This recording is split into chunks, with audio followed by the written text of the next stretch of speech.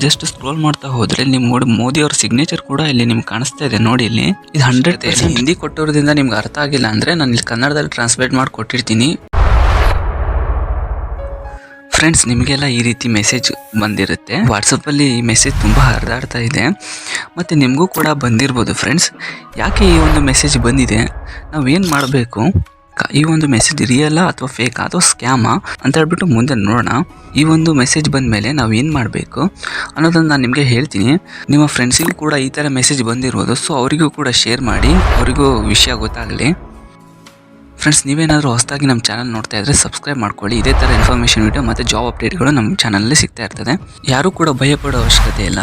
ನೀವು ಕರೆಕ್ಟಾಗಿರೋ ವಿಡಿಯೋನೇ ಕ್ಲಿಕ್ ಮಾಡಿದ್ದೀರಾ, ಇದ್ರ ಬಗ್ಗೆ ನಾನು ಕಂಪ್ಲೀಟ್ ಇನ್ಫಾರ್ಮೇಷನ್ ಕೊಡ್ತೀನಿ. ಫ್ರೆಂಡ್ಸ್, ಇಲ್ಲಿ ವಾಟ್ಸಪ್ ಮೆಸೇಜ್ ಓಪನ್ ಮಾಡಿದಾಗ ನೋಡಿ, ವಿಕ್ಷಿತ್ ಭಾರತ್ ಸಂಪರ್ಕ ಅಂತೇಳಿ ಅದರಿಂದ ಬಂದಿದೆ ನೋಡಿ. ವೆರಿಫೈಡ್ ಟಿಕ್ಕು ಕೂಡ ಇದೆ. ಯಾವ ರೀತಿ ಭಯಪಡೋ ಅವಶ್ಯಕತೆ ಇಲ್ಲ. ಅಂದರೆ ಗೌರ್ಮೆಂಟ್ ಕಡೆಯಿಂದ ಅಂತ ಹೇಳ್ಬಿಟ್ಟು ಗ್ರೀನ್ ಟೆಕ್ ಇದೆ, ನೀವು ನೋಡ್ತಾ ಇರ್ಬೋದು. ಇಲ್ಲಿ ಪ್ರೊಫೈಲ್ ಫೋಟೋ ನೋಡೋದಾದರೆ ಫಸ್ಟು ಮೋದಿಯವ್ರ ಫೋಟೋ ಆಯಿತು, ಬಟ್ ಇವಾಗ ಚೇಂಜ್ ಆಗಿ ಅಪ್ಡೇಟ್ ಆಗಿ ಗೌರ್ಮೆಂಟ್ ಆಫ್ ಇಂಡಿಯಾ ಅಂತ ಹೇಳ್ಬಿಟ್ಟು ಅದರ ಪ್ರೊಫೈಲ್ ಪಿಕ್ ಇದೆ.